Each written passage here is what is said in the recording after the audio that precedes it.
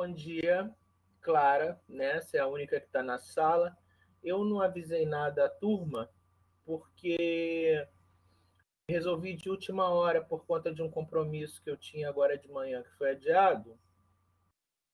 E aí eu fui verificar o vídeo de ontem da revisão e estava muito ruim, sem som, então eu resolvi regravar a revisão e deixar o vídeo subir para o AVA e disponibilizar para vocês, inclusive no YouTube.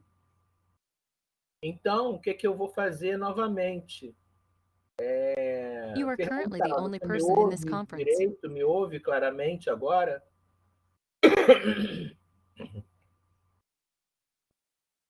Está me ouvindo perfeitamente?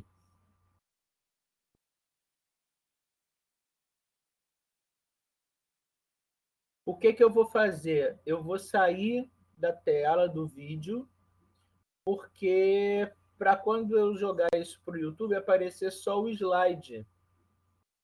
Então eu vou fazer igual a ontem. Vou sair da tela de vídeo, vou disponibilizar só o slide e vou fazendo as marcações e repetindo as mesmas explicações que eu dei ontem. Aguardem e façam o questionário, que eu vi que só uma aluna fez. Então, façam o questionário depois dessa aula, disponível, claro, que aí vocês vão estar ouvindo as explicações. Façam o questionário para treinar para a prova. Ok? Então, vou desligar o vídeo, mas vou deixar o som ativo.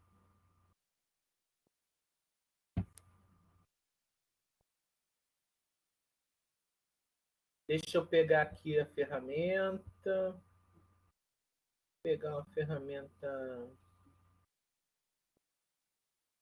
laranjinha, que é diferente. Estou um pouco rouco. Bom, pessoal, vamos iniciar a nossa revisão de administração de unidades de informação 1 para a prova, sobre o livro Bibliotecas como Organizações, do capítulo 1 ao capítulo 4. Nós vimos no capítulo 1 o papel dos gerentes de biblioteca, que vivem tomando decisões, correndo para lá e para cá, realizando reflexões sobre o ambiente de trabalho. Porque, dadas as mudanças externas que ocorrem com o surgimento de novos usuários com novas necessidades informacionais, e isso acaba refletindo no ambiente interno das organizações, né, assim como das bibliotecas ou unidades de informação. Então, o gerente está sempre refletindo sobre mudanças e adaptações que têm que ser feitas no ambiente de trabalho. Convive-se, no âmbito das bibliotecas, com realidades paralelas, né? O contexto virtual, a questão do acesso, do espaço, os estoques de informação, né? Empréstimo, consulta. Então, essas realidades paralelas são preponderantes para se estabelecer em que contexto a biblioteca está inserida. A gente tem a questão das tecnologias, a questão do virtual, entendeu? A gestão dos estoques de informação, que tanto podem estar em papel, né, no meio analógico, quanto no formato digital. Então, tudo isso influencia no ambiente de trabalho e obriga a uma revisão de posturas, né, dentro da biblioteca, das unidades de informação. Então, considerando as bibliotecas como organizações, isso facilita o gerenciamento da informação, né? Ressalta o papel social da biblioteca, porque qualquer biblioteca ou qualquer unidade de informação trabalha com comunidades envolvidas, e você consegue vislumbrar a necessidade de se estabelecer em bibliotecas uma estrutura administrativa. Então, seguindo, ainda no capítulo 1, nós vimos as escolas do campo da administração, quer dizer, os campos, as correntes de pensamento do campo da administração, que são, digamos, agregados às bibliotecas também consideradas como organizações. Então, inicialmente, tem-se a escola clássica, né, que foi a primeira que surgiu, concentrada na especialização das atividades. Então, na escola clássica,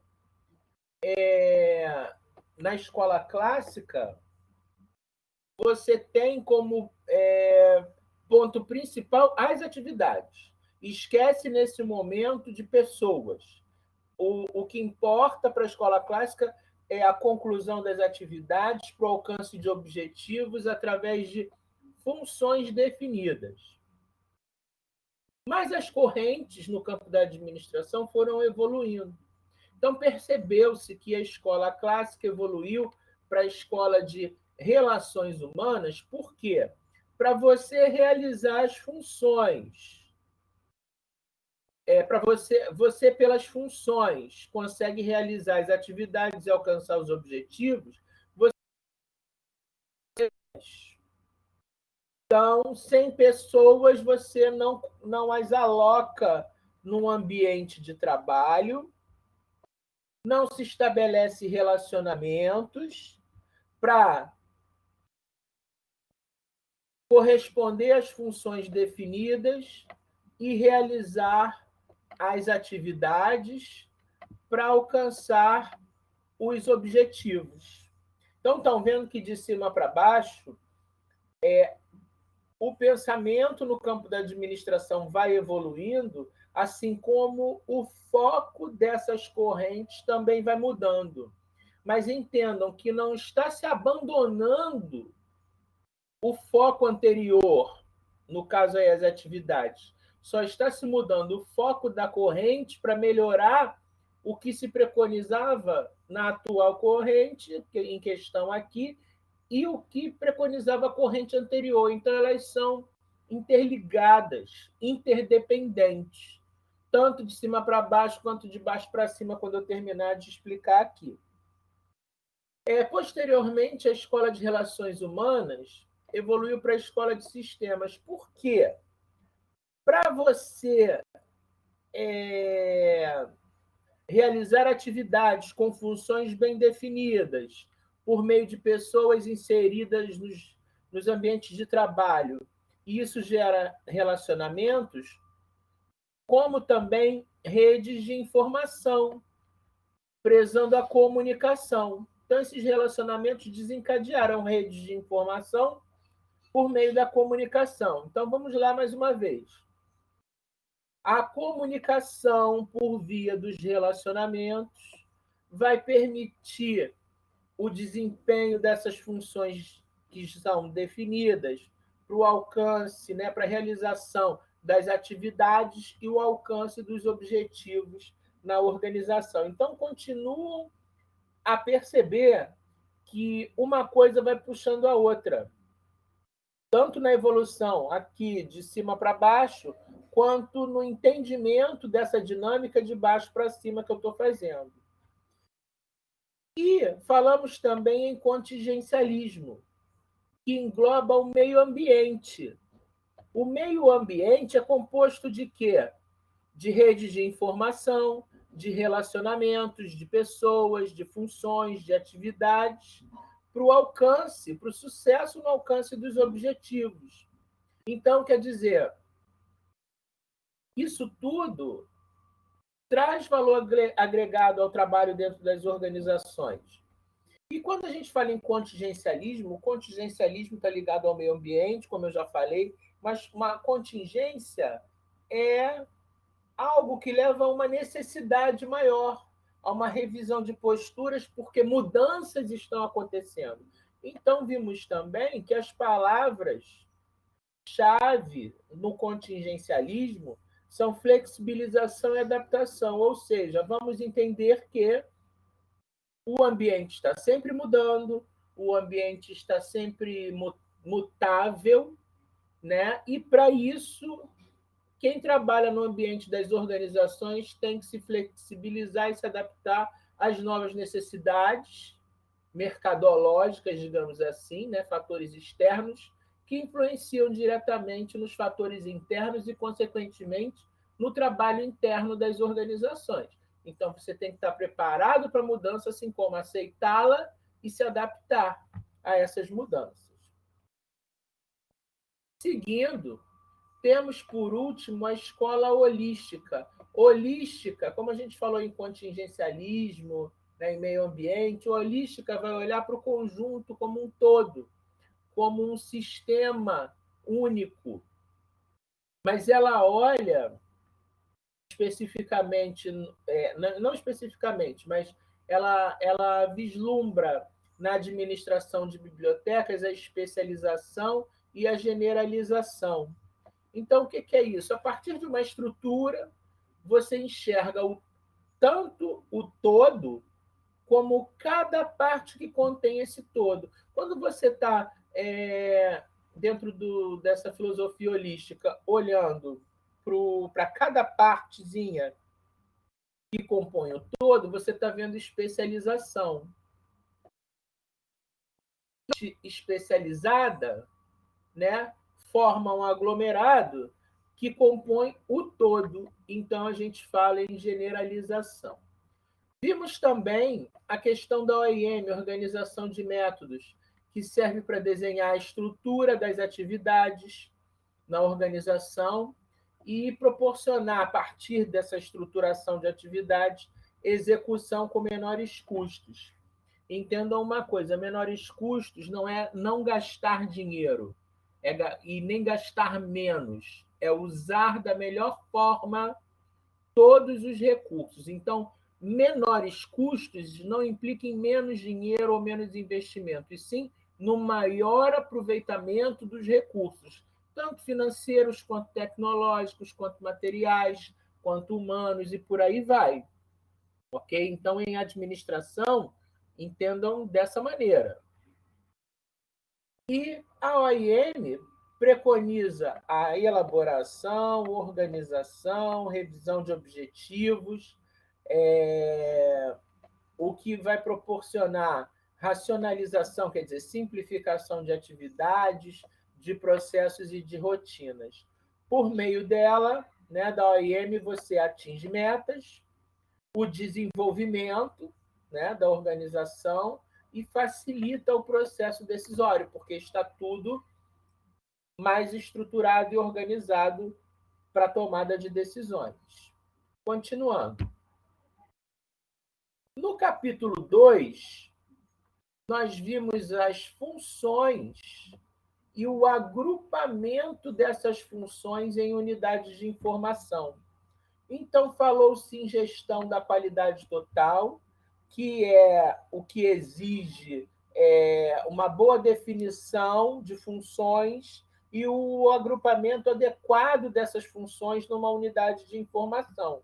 Então, isso aí faz com que a UI, a organização, preze pela gestão da qualidade total. Também a organização de funções e agrupamento delas possibilita a interação, é o primeiro passo para você começar a fazer uma OIM, e considera-se que as funções estão pautadas na construção de estruturas e sistemas equilibrados e eficientes. Falou-se também em tomada de decisão no aspecto da gerência participativa. O que é a gerência participativa? O gerente, ele que toma a decisão, mas ele quer ouvir os seus subordinados, a sua equipe. Então, de uma forma horizontal, as pessoas que estão no mesmo nível, abaixo do gerente, participam no sentido do que tem que ser comunicado e do que é necessário para o alcance dos objetivos e desenvolvimento da unidade de informação. Mas quem toma a decisão final é o gerente, ou seja, quem está no nível abaixo do gerente tem voz, mas não tem voto. O voto de Minerva, a escolha final, é de responsabilidade exclusiva do gerente, mas ele se propõe, de boa vontade, escutar, né, a sua equipe para ver que decisão ele tomar, porque ele pensa que assim tomará a decisão mais acertada, porque ele ouviu a coletividade. Então, isso se chama gerência participativa. As funções e o agrupamento também proporcionam informações detalhadas e estimulam a reflexão sobre a modelagem da estrutura. Por que está se falando nisso? Porque nem toda a estrutura cabe ou comporta as mesmas funções e mesmo agrupamento em qualquer UI. Cada UI vai ter uma modelagem específica de acordo com o trabalho que realiza, para quem realiza, e com objetivos diferentes. Então, como eu sempre falo, não é receita de bolo, é a questão a questão de adequar. Por isso que tem que se refletir. Só um momento.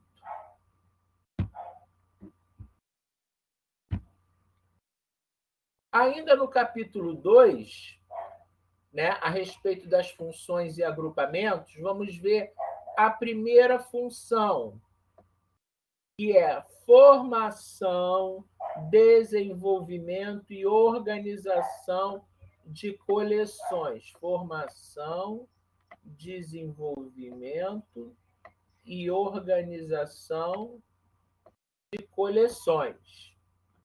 Dentro dessa função, nós temos as seguintes atividades, né? O estudo das comunidades, porque a primeira coisa quando você vai formar uma coleção é o que você tem que fazer, estudar a comunidade para levantar as suas necessidades, o perfil informacional delas, o perfil social, para ver que tipo de acervo você vai formar. Após isso, né, você define políticas de seleção. Após a seleção, você adquire o material em questão que você precisa. Posteriormente, durante o desenvolvimento, né, você faz o desbastamento e descarte para dar uma certa rotatividade ao espaço dentro da biblioteca e atualizar o seu acervo. Posteriormente, a avaliação, para ver se alguma coisa tem que mudar com relação a algum dos quesitos anteriores. Então, nessa fase, realiza-se o planejamento e a elaboração das políticas, como a gente viu, de seleção, de aquisição, de avaliação das coleções e de desbastamento e descarte. Seguindo, só um momento.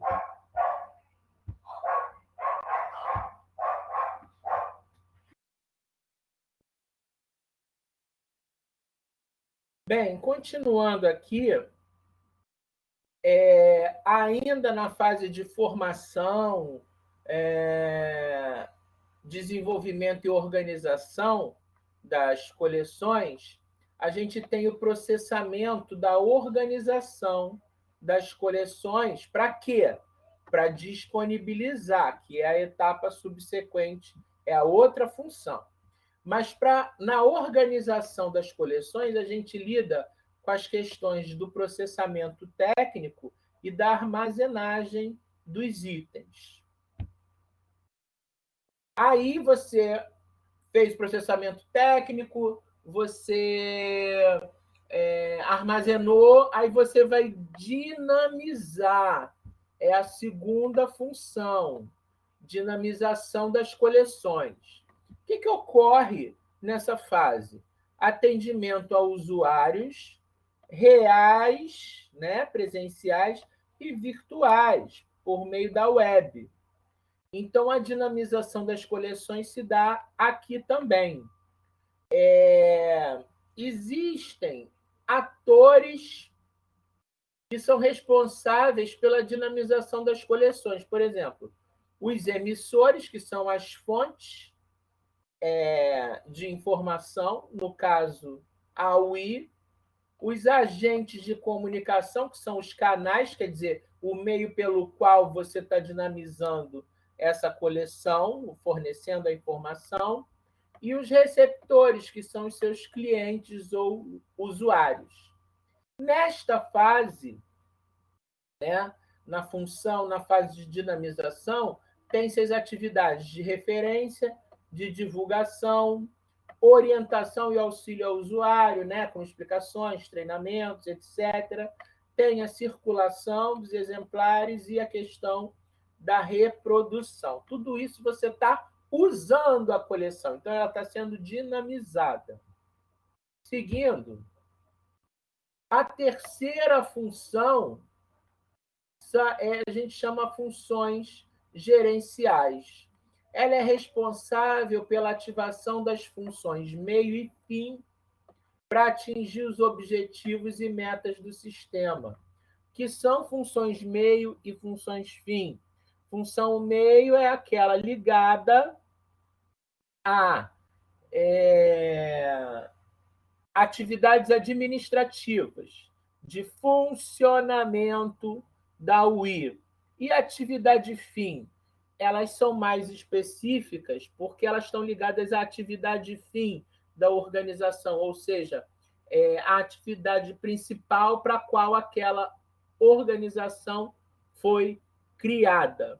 Então, por exemplo, função meio numa UI seria contratação de estagiários, férias, licença, compra de material de limpeza, compra de exemplares de livros, compra de equipamentos de segurança, essas coisas. Então, tudo isso é função meio, é para funcionar a UI.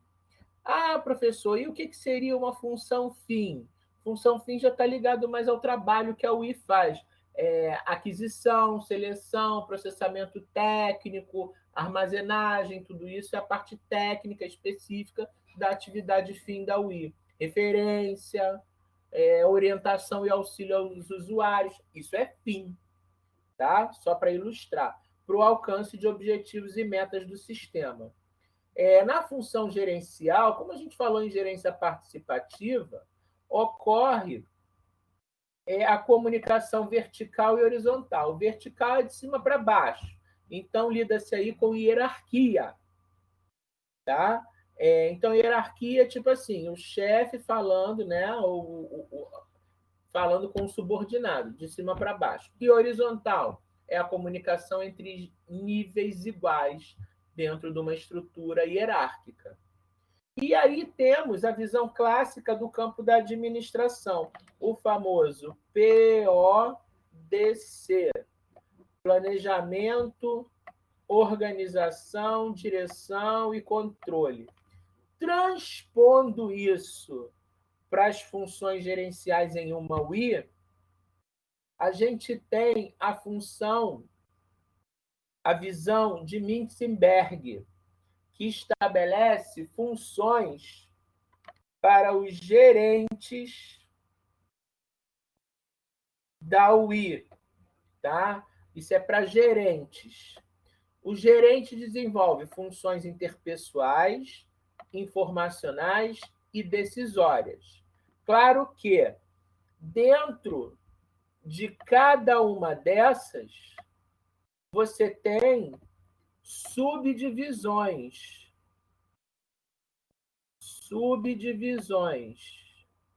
Tá? Quais são as características do gerente quando ele está realizando uma função interpessoal?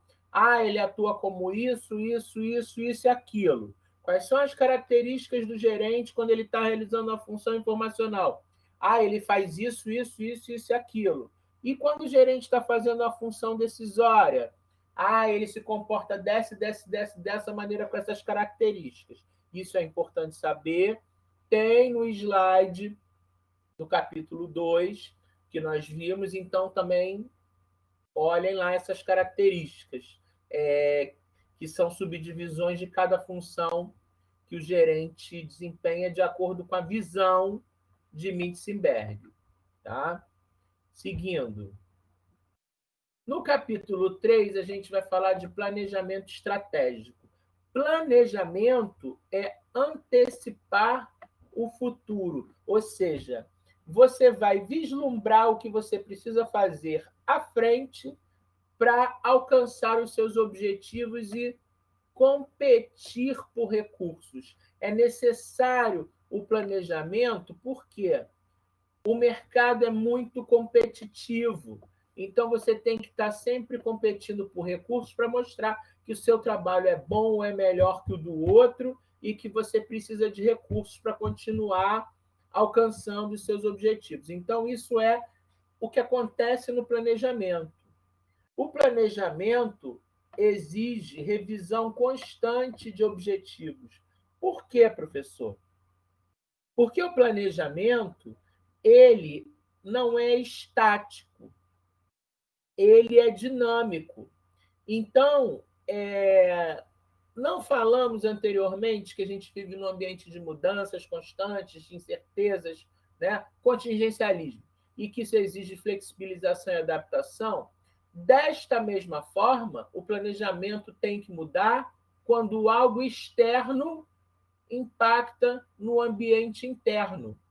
Então, quando isso ocorre, com certeza, obrigatoriamente, tem que se rever constantemente os objetivos a serem alcançados. Porque o que você vislumbra para um ano pode não ser a mesma coisa ou da mesma maneira que você vai vislumbrar para o ano seguinte, ou para daqui a 5 anos. Né? Então, o planejamento está sempre mudando, tá? Em virtude do alcance de objetivos. Claro que ele não para, ele é uma atividade constante e mutável, mas ele não para que algo seja, para que ele seja todo reformulado. Isso vai acontecendo, essas mudanças, essas revisões, adaptações, vão acontecendo enquanto ele está sendo executado. Porque se eu mexer em alguma coisa em determinado ponto, isso vai impactar em uma outra dinâmica mais para frente, porque agora meu objetivo mudou ou teve que ser reformulado. Então, isso está sempre acontecendo de forma dinâmica, tá? Não se para planejamento para se fazer reformulação. Essas alterações vão acontecendo no momento certo para impactar na atividade seguinte ou na etapa seguinte. E isso tudo possibilita aos gerentes de biblioteca planejar e controlar o futuro. Você pensou num futuro assim assado, mas alguma coisa fez você rever isso e mudar para outra coisa, para você, da mesma forma, alcançar os objetivos aos quais você almeja. Para isso, precisa de aperfeiçoamento e treinamento contínuo para lidar com essas situações, elaborar o planejamento. E, no fim das contas, é isso aqui que está impactando no planejamento. A adaptação às constantes mudanças de ambiente. Isso é que faz o planejamento estratégico ser alvo de revisões constantes dos seus objetivos. Seguindo. O planejamento estratégico foi dividido em etapas segundo Bryson, isso é importantíssimo. Mandato, são 7 etapas.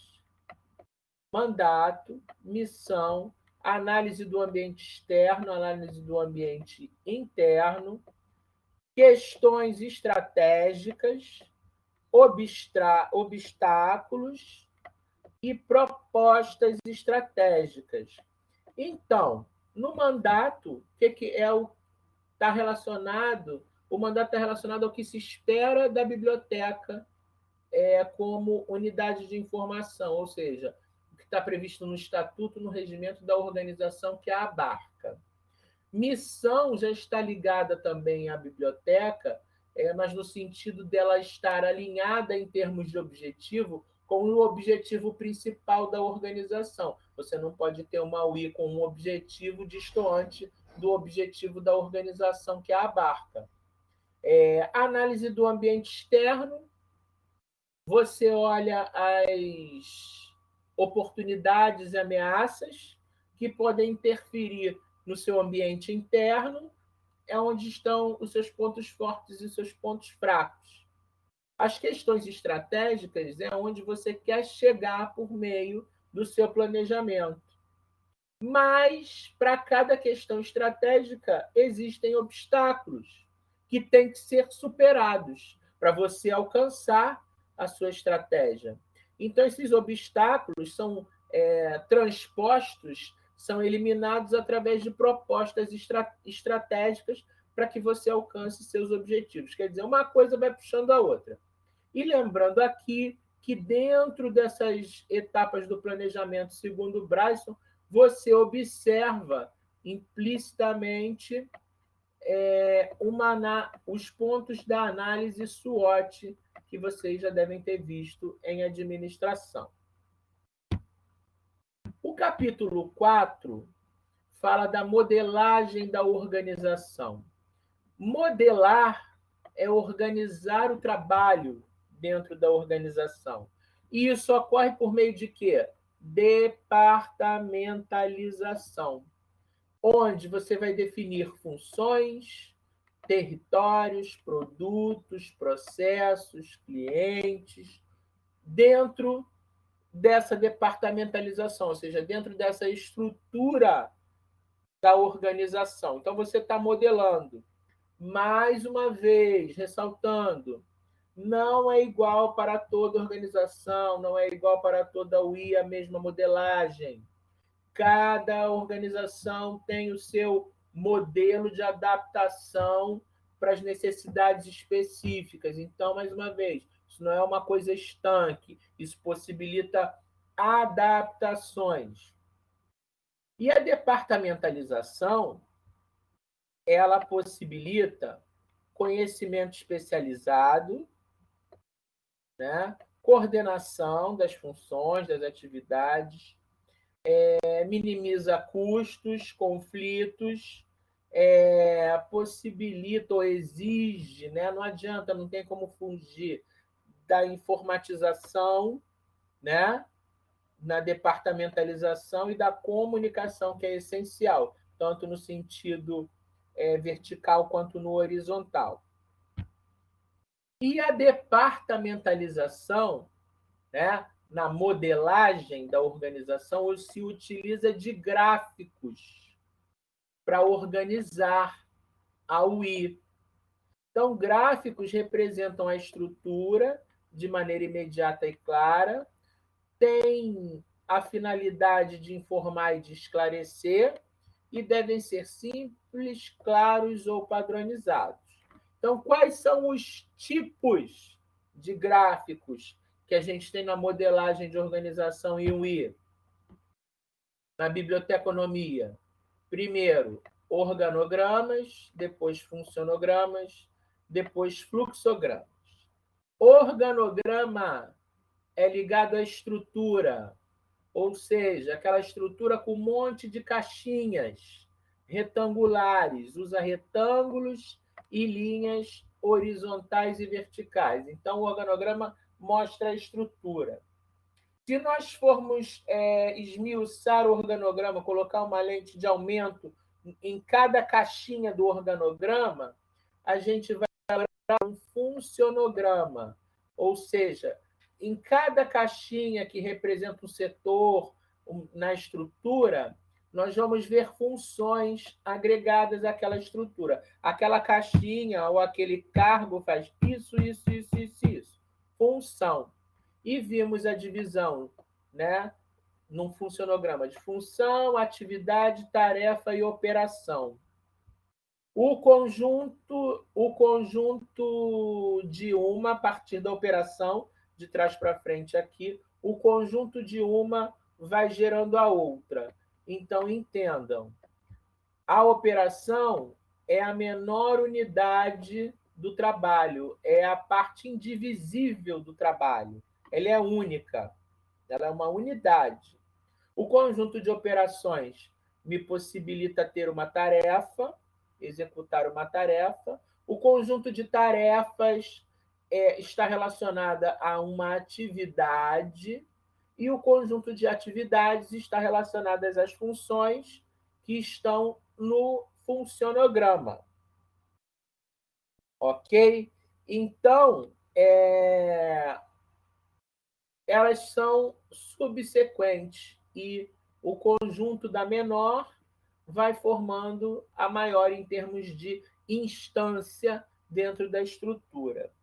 Mas aí, a questão de atividade, tarefa e operação está desenhada no que a gente chama fluxograma. Fluxograma é para sequência de trabalho, ou seja, essa sequência de trabalho ela é desenhada, ela tem um fluxo que diz o que acontece antes da outra etapa e de que forma e como tem que ser executada. Então, ela indica tarefas e operações em cada atividade, de forma detalhada. Então, você tem um organograma que dá a tua estrutura. Dentro da tua estrutura, para cada componente da tua estrutura, você vê o funcionograma que mostra quais são as funções. Só fala, função tal daquele setor. E cada função é responsável pelo quê? Por atividades. Mas as atividades precisam ser descritas por tarefas e operações. Aí você já vê esse desenho no fluxograma. E este desenho do passo a passo, sequencial e detalhado de tarefas e operações em cada atividade é uma ferramenta do processo de gestão da qualidade. Então, se uma instituição, uma organização chega a ter um fluxograma, chega a um nível de fluxograma, você pode ter certeza que se ela não tem o certificado de qualidade total, ela está pleiteando um, porque isso é um detalhe muito importante. Fechando o capítulo 4, observamos os novos modelos de organização. Então, em termos de modelagem, ocorre a identificação de funções técnicas e de infraestrutura. Então, isso é uma característica. É um modelo matricial, quer dizer, tem um modelo base, mas vamos entender que não é sempre aquele modelo. Esse modelo permite adaptações de acordo com a organização que vai adotar. Também existe nesse modelo um grupo gestor e uma característica é que ele é muito restrito, ou seja, ele é peculiar a cada organização que o adota. Mais uma vez, o mesmo modelo não dá para ser adotado de forma igual em todas ou em várias organizações. E aí temos como vantagens desse novo modelo de organização a gerência participativa, onde o gerente ouve, mas ele é que toma a decisão, a comunicação, a interação ou integração entre as pessoas e a autonomia para as pessoas realizarem as suas funções, atividades, tarefas, e operações, porque eles sabem como tem que ser feito por uma adequação dela perfeita ao cargo dentro de uma estrutura. E desvantagens da adoção desse novo modelo: dificuldades a adaptações físicas e funcionais necessárias. As pessoas têm que estar predispostas, outras ficam resistentes à mudança, então isso tudo é uma desvantagem, porque as pessoas às vezes não gostam de mudanças, não querem se adaptar, isso prejudica a implantação desse novo modelo de organização. E com isso, nós encerramos. Só um momento. Com isso, nós encerramos a regravação desse tópico da revisão para a primeira prova de administração de unidade de informação 1.